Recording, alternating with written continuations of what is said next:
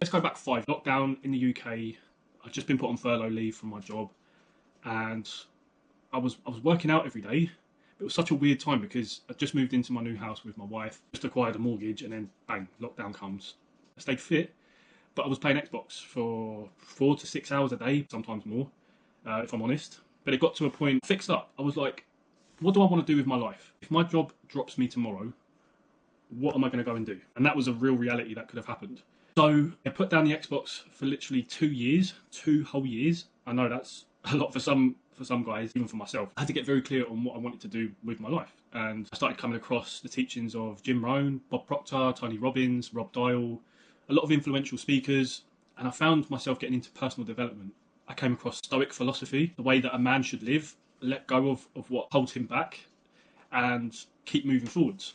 And this is in my mind every day. What if my job drops me tomorrow? What am I going to do? So I was looking at multiple ways of earning money online. I got into different things along this path when I discovered what I wanted to do. I knew I wanted to make money online. I knew I wanted to live a better life. And I knew I wanted to lock in. I needed to. I decided to become a life coach because I was empowered by the teachings of Rob Dial, the mindset mentor, to share my trauma with people, but also teach people that there's a better way of living.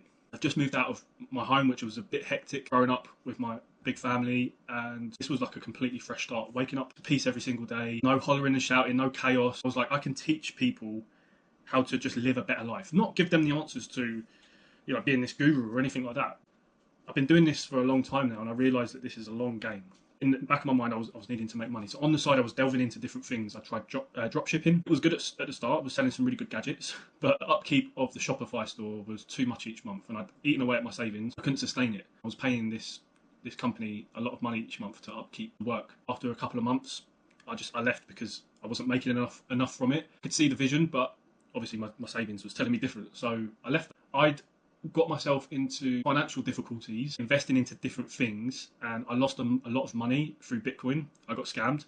This is why I'm here today. The scam part is the biggest part because with what I do, who I'm connected with and my community, we teach people what scams to look out for. And there's so many scams online.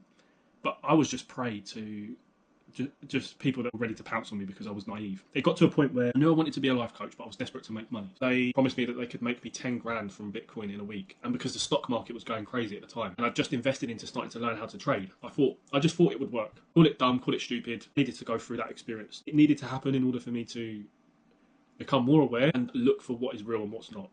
Yeah, lost all my savings when I'd finally gone back to work at that point for a short time. I was just in limbo. I knew I wanted to be a coach. I'd worked out my North Star. I worked out my why. Obviously, I wasn't making enough money from it because I wasn't qualified. I was offering my services for coaching for free at that point. So yeah, I lost my money, changed career.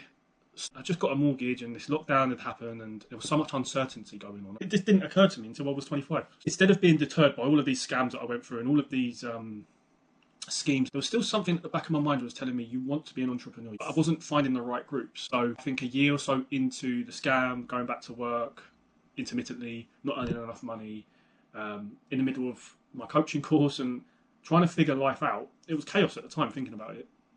But I knew there was something gnawing away at me. Every time I put the personal development down, the coaching, the networking, the courses, there was something gnawing away at me saying you need to go back to this. I connected with my good friend and brother Fraser through Facebook, through a personal development group. And I said no.